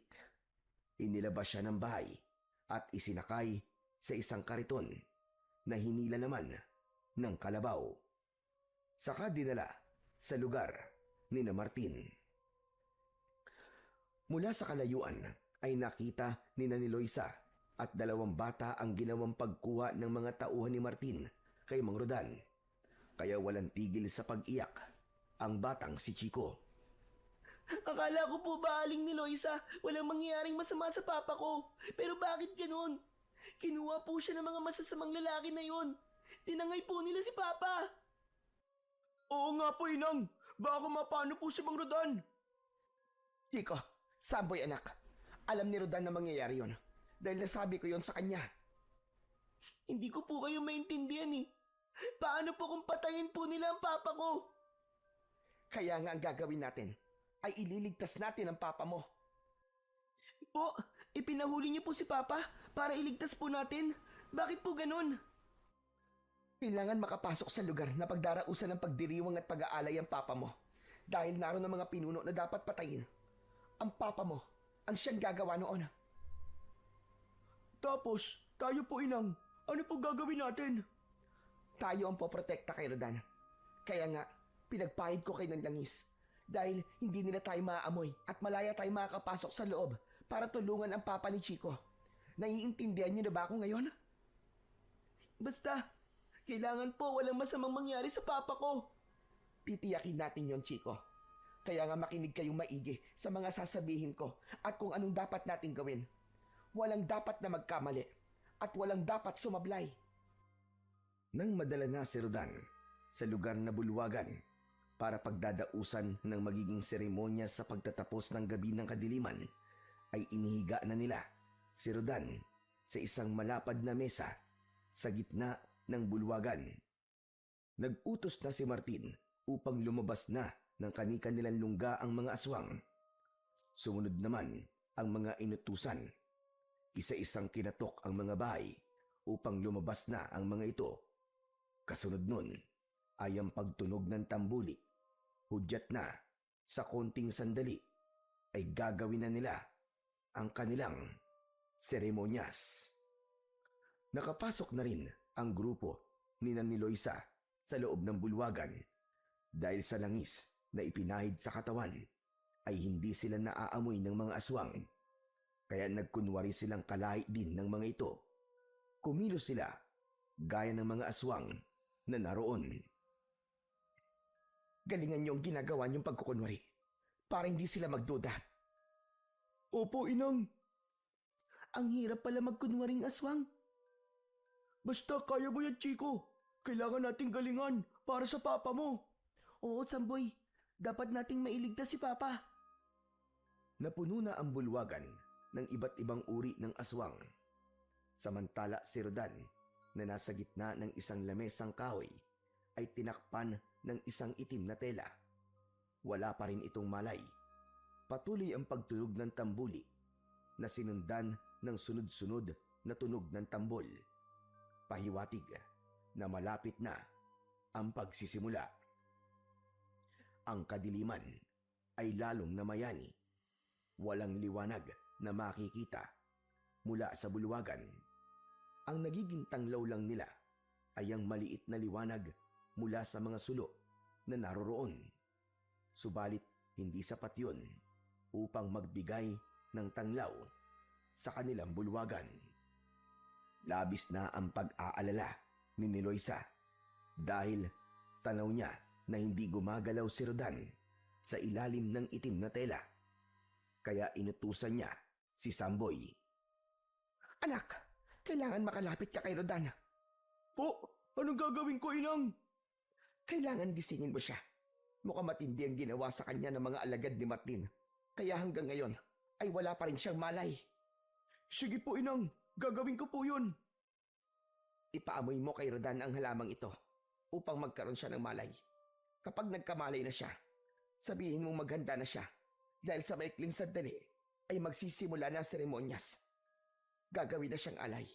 Hindi dapat maibaon sa katawan niya ang balaraw ng kadiliman. Dahil kapag naibaon yun sa katawan niya, wala na tayong magagawa pa para iligtas siya. Naku po, sinasabi ko na nga ba eh. Mapapahamak talaga ang papa ko. Chico, akong bahala. Kaya nga pupuntahan ko ang papa mo para magising na siya at hindi magawang sakta ni Martin. Galingan mo, Samboy ah. May tiwala ako sa iyo, partner. Oo, partner. Huwag ka mag-alala. Matatapos natin ang misyon na ligtas ang papa mo. Umalis na si Samboy para sundin ang utos ng kanyang inang si Eloisa. Dahan-dahan ay lumapit si Samboy sa kinaroroonan ni Mang Rodan. Tama ang inang niya. Wala pa rin itong malay. Nagtago si Samboy sa ilalim ng mesa at ng itim na tela. Ipinaamoy ang halamang ibinigay sa kanya ng kanyang inang. Saglit pa ay nagising na nga si Mang Rodan. Sino ka? Mang Rodan, huwag po kayo maingay. Si Samboy po to. Inutusan po ako ni Inay para gisingin ka dahil magsisimula na po ang seremonya. Napahaba ba ang tulog ko? Diyos ko, salamat. Ginising mo ako, Samboy. Sige po, kayo na po ang bahala. Kailangan ko na pong bumalik kina Inang. Si Chico, ang anak ko, nasan? Kasama po namin siya. Pero wag po kayo mag-alala, okay po si Chico. Kami po ni Inang ang bahala sa kanya. Wag na wag niyong pababayaan ang anak ko. Nakikiusap ako sa inyo. Opo, kami pong bahala kay Chico.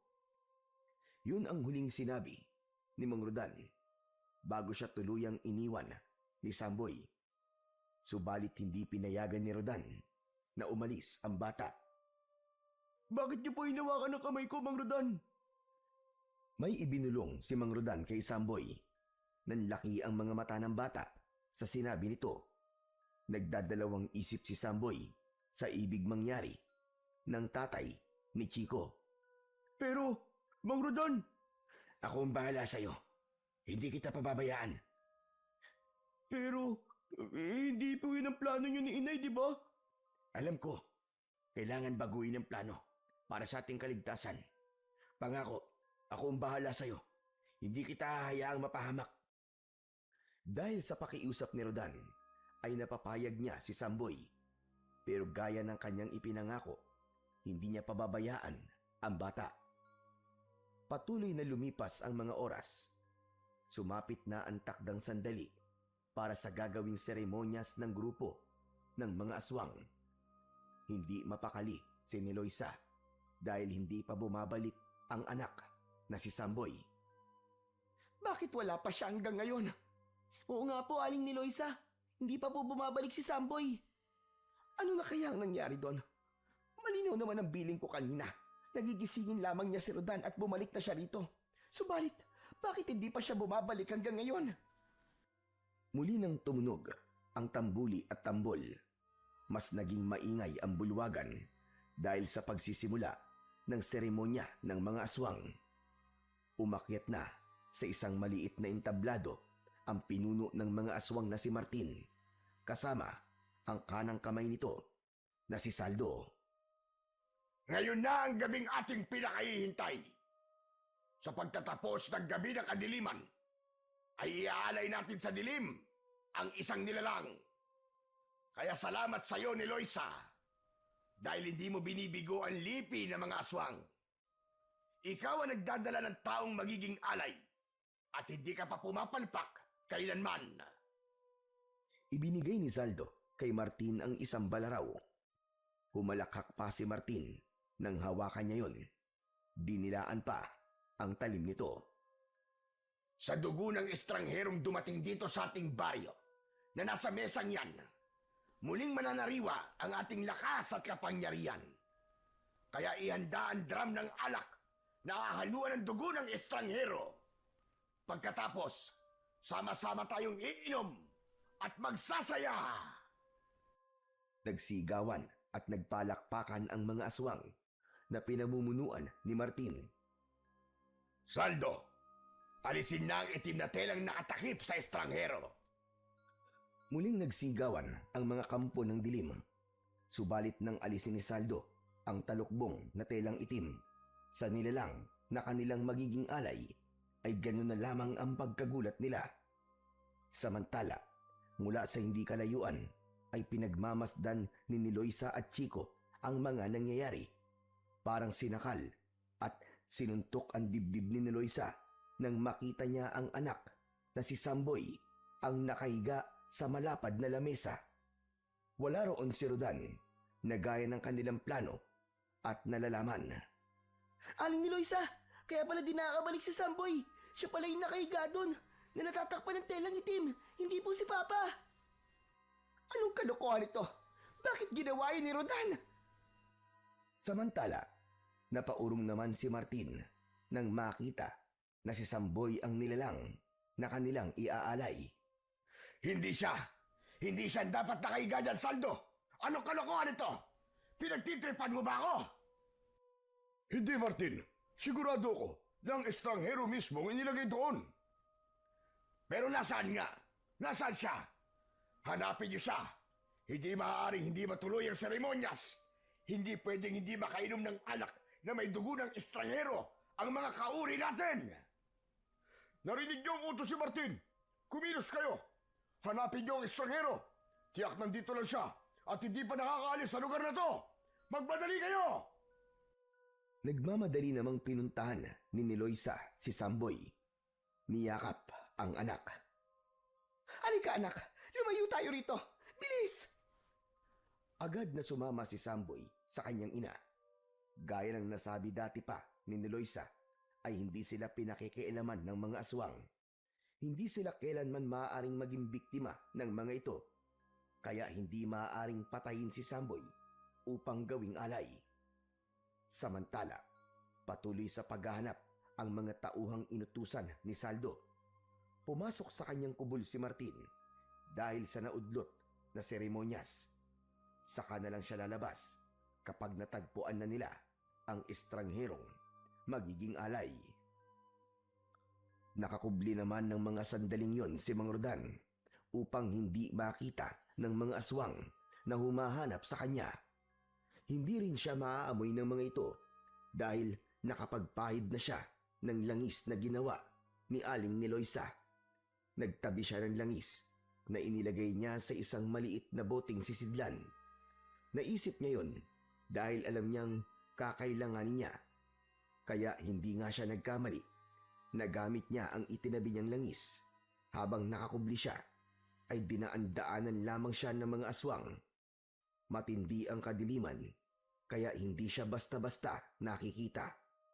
Tinanggal niya ang suot na sinturon at ibinaba niya sa lupa. Gaya ng dapat na mangyari, tumigas na tila bakal ang sinturon na gawa sa balat ng hayop. Ngayon ay magagamit niya na ito upang harapin ang nagkalat na mga aswang. Dahil paruot parito ang mga aswang sa paghahanap kay Rodan, kaya nang makasalubong niya ay agad niyang sinugod gamit ang kanyang sandatang sinturon. Putol ang kamay at braso ng aswang na tamaan. Tagpas din ang ulo kapag tinatamaan sa leeg. Nagkagulo ang mga aswang nang malaman ang nangyari sa kanilang mga kasama. Lahat sila ay nagtulong-tulong upang sunggaban si Mang Rodan, ngunit hindi nila kaya ang lakas at bilis nito sa pakikipaglaban.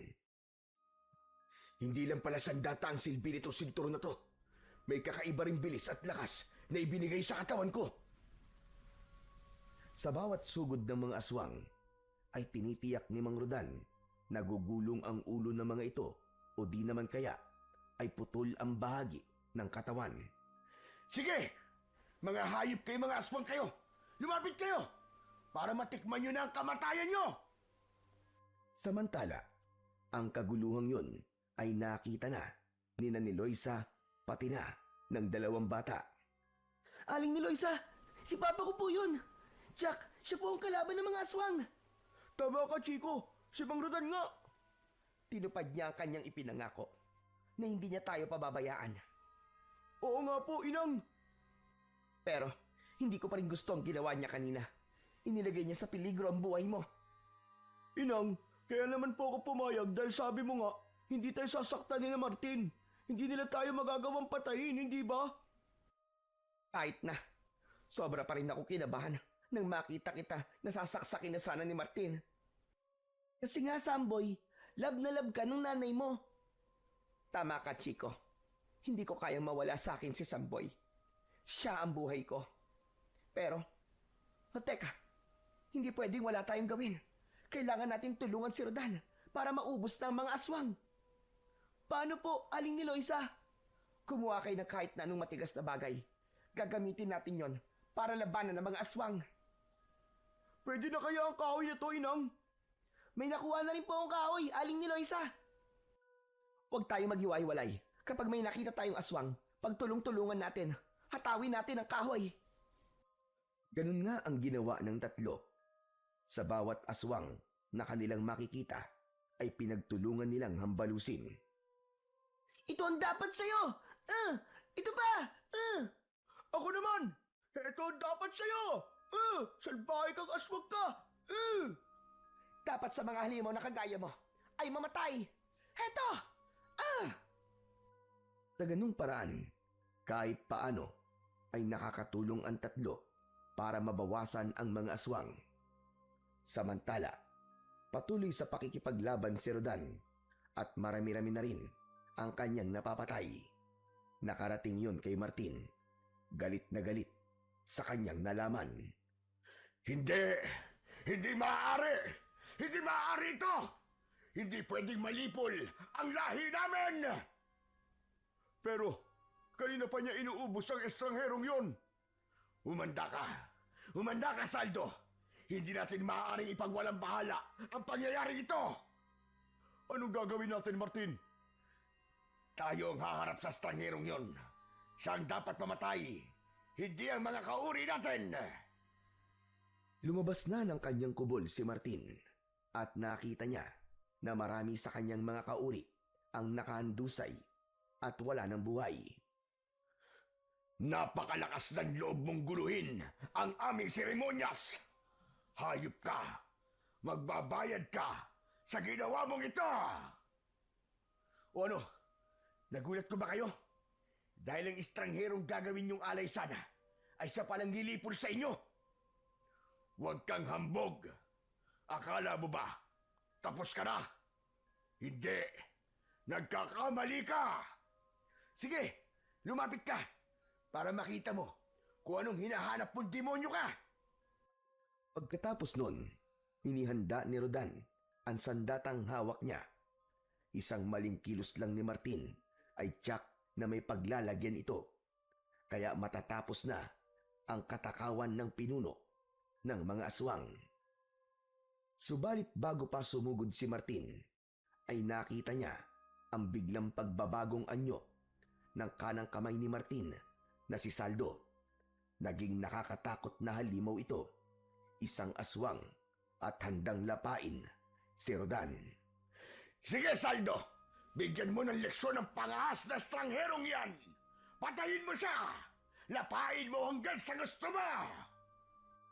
Akala mo yata matatakot mo ko? Kahit ano pang itsura mo, hindi tatayo ang balahibo ko sa'yo. Tikman mo ang kapangyarihan ng sinturon ko! Pinaikot-ikot ni Mang Rodan sa ere ang hawak na sinturon. Saka ito inihataw sa aswang na si Mang Saldo. Tinamaan ang katawan ng aswang. Umigik ito at napasigaw dahil sa sakit. Kaya naman, sinamantala yon ni Rodan. Agad niyang sinundan ang ginawa niyang paghataw sa aswang. Paulit-ulit yon hanggang natadtad ng taga at sugat ang aswang na umatake. Kaya nanghina ito at tuluyan nang bumagsak sa lupa. Kitang-kita ng pinuno ng mga aswang na si Martin ang nangyari sa kasama niyang si Saldo. Napaurong ito at naramdaman niyang hindi pangkaraniwan ang lakas ng estrangherong nasa harap niya. O ano? Wala ka ng kawala ngayon, Martin. Ikaw na ang susunod. Nabubulagta sa lupa. Subalit pilit na nagpakita ng tapang si Martin. Hindi pa rin ito sumuko sa harap ni Rodan. Ungas! Anong bubulagtaan sinasabi mo? Hindi mangyayari yon, Gunggong. Dahil hindi mo pa lubos na kilala kung sino ang kaharap mo. Wala akong pakialam kung di pa kita ganap na kilala. Ang tanging alam ko lang, kailangan ka nang mawala para matapos ng kademonyohan mo at makaligtas na rin sa kamay mo sina ni Loisa. Ayun sa'yo na ang mag-ina kung yun ang gusto mo. Tutal, napakinabangan na namin siya. Tinugod ni Mang Rodan si Martin. Subalit sa pagsugod niyang yon ay kitang-kita niya ang pagbabago ng anyo ng pinuno ng mga aswang. Naging isang dambuhalang buhaya ito na halos sumabog sa laki ang tiyan. Anak ng, anong klaseng halimaw ito? Isang aswang na naging dambuhalang buhaya. Umahampas pa ang malaki at mahabang buntot ng dambuhalang buhaya. Ginagamit niya yon upang atakihin si Mang Rodan. Subalit mabilis ito at agad na nakakaiwas. Nagwala ang dambuhalang buhaya. Ang bawat madaanan ay winawasak gamit ang kanyang bibig na may malalaki at matatalas na pangil. Dapat ako mag-ingat sa buhayang to. Pero hindi ko siya katatakutan. Kaya't tsumitsyempo si Mang Rodan kung paano niya aatakihin ang dambuhalang buhayang aswang. Inihanda niya at mahigpit na hinawakan ang kanyang gamit na sandata. Pinagmamasdan niyang mabuti ang bawat kilos nito kung paano niya ito susugurin at papatayin. Matalas ang tingin ng buhaya sa kanya. Pinag-aaralan din ng buhaya ang bawat kilos ng estranghero. Samantala, kanina pa nakamasid sa kanila sila ni Loisa at ang dalawang bata. Pigil ang hininga ng mga ito dahil natatakot din sila sa posibleng mangyari kay Mang Rodan. Nag-iisip si Loisa kung paano niya matutulungan ang lalaki. Kaya kinausap niya ang dalawang bata. Makinig kayong mabuti.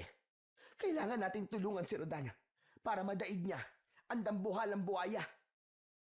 Po, paano po, Inang? Ano pong gagawin natin, Aling ni Loisa? Lilikha tayo ng ingay para sirain ang atensyon ng buhaya. Hahagisan natin siya ng kahit na ano para mabulabog siya. Sa ganung paraan ay makakakilos si Rodan. Makakagawa siya ng paraan upang dumiskarte at makakuha ng tiyempo. Ganun na nga ang ginawa ng mga ito. Nag-ingay at naghagis ng iba't ibang matitigas na bagay papunta sa dambuhalang buhaya. Dahil sa ginawa ni Loisa ay nataranta ang dambuhalang buhaya. Nabaling ang atensyon niya sa ingay na ginagawa ni Loisa. Kaya naman, sinamantala ni Mang Rodan ang sandaling yon upang atakihin ang dambuhalang buhayang si Martin. Pinuntirya nito ang malalaking mata ng buhaya. Tinusok niya yon gamit ang kanyang hawak na sandatang sinturon. Buong lakas niyang ibinaon sa mata ng buhaya. Tumalsik pa ang masaganang dugo mula sa mata ng halimaw. Hayop ka! Demonyo ka! Tignan ko lang kung may magagawa ka pa. Ngayon bubulagin na kita. Ngayon naman, ang isa mo namang mata, ang bubulagin ko. Nagwala ang buhaya. Pumipilig-pilig ito, kaya tumalsik si Rodan nang tamaan ng ulo ng buhaya. Subalit agad naman itong nakabangon. Hinugot niya sa mata ng buhaya ang ibinaong sandata. Nagpaikot-ikot ang buhaya. Hindi alam kung saan pupunta. Hindi na ito makakita pa, kaya wala na sa tamang direksyon ang pinupuntahan nito. Habang nagpapaikot-ikot ang buhaya, ay muling humanap ng tiyempo si Mang Rodan. Alam niyang hindi niya kakayaning patayin ito kung itatarak niya ang kanyang sandata sa likod ng buhaya. Masyadong makapal ang balat nito, kaya dapat niyang maitarak ang sandata sa gawing tiyan. Kaya habang nagwawala ang buhaya, ay lumapit si Mang Rodan. Tila nagpapatintero dahil sa bilis ng galaw ng buhaya at maaaring tamaan siya ng buntot. Hanggang sa magkaroon ng pagkakataon ang lalaki, nakatsyempo siya dahil pansamantalang hindi gumalaw ang dambuhalang buhaya. Kaya buong puwersa niyang ibinaon ang armas sa tiyan nito. Pagkabao nun, ay iginalaw-galaw niya ang sandata na tila hinahalukay ang tiyan ng halimaw hanggang makalika ng malaking sugat sa tiyan. Mula sa malaking butas sa tiyan ay umagos ang masagana at malansang dugo ng buhaya. Dahil sa pangyayaring yon, ay nanahimik ito na tila ba nakaramdam ng panghihina. Maya-maya pa ay tuluyan na itong tumahimik. Ganap ng pumayapa ang buhaya. Patay na ito. Wala ng buhay ang pinuno ng mga aswang na naging buhaya na si Martin. Nang makita naman ni Loisa na ligtas na sila, ay masaya silang lumapit kay Mang Rodan. Napakahusay mo, Rodan. Nagawa mo. Napatay mo ang mga aswang. Pati na ang pinuno nilang si Martin. Wala na rin. Malaya na ang baryong ito. Ang galing niyo po, Mang Rodan. Para po kayo superhero. Siyempre, papa ko yan eh. Magaling talaga at matapang. Kung ano man yung nagawa ko, dahil na rin yun sa tulong nyo. Maging sa tulong ng mahiwagang sinturon na ito. Ang galing naman ng sinturon mo, Mang Rodan. Pwede siyang gawing parang espada. Parang sandata talaga ng mga superhero. Dahil wala ng panganib, kaya bumalik na sa dati ang sinturon at isinuot na yon ni Mang Rodan. Wala nang kinakatakutan nyo ni Loisa. Ligtas na kayo ni Samboy. Salamat, Rodan. Magkakaroon na rin kami ng kalayaan at makakaalis na sa lugar na ito. Ayaw na naming manirahan sa isinumpang lugar na ito. Huwag kayong mag-alala. Akong bahala sa inyo. Sa pag-alis namin dito, ay kasama kayo ni Loisa. Tutulungan ko kayo magsimulang muli. Siya nga pala, hanggang ngayon hindi mo pa rin sinasabi kung bakit hindi kayo maaaring saktan at patayin ng mga aswang. Pati na ng pinuno nila na si Martin. Ano bang meron sa inyo ni Loisa? Dahil kapatid ko si Martin, kadugo ko siya at hindi niya maaaring dungisan ng dugo namin ni Samboy ang kanyang mga kamay. Nasira ang relasyon namin magkapatid nang piliin niyang maging aswang sa kagustuhang maging pinuno at gamitin ang mga aswang na yon sa kanyang sariling kapakinabangan. Pero sa sinapit niya ngayon, wala akong pinanghihinayangan dahil siya ang pumili ng kanyang ikakapahamak. Tama lang na pagbayaran niya ang lahat ng kanyang mga naging kasalanan at kademonyohan. Sa buhay natin, tayo ang pumipili ng buhay at magiging kapalaran. Subalit huwag nating hayaan na kainin tayo ng pagiging gahaman at kasakiman. Piliin pa rin natin ang tama at lumayo sa kasamaan na magdadala sa atin sa kapahamakan.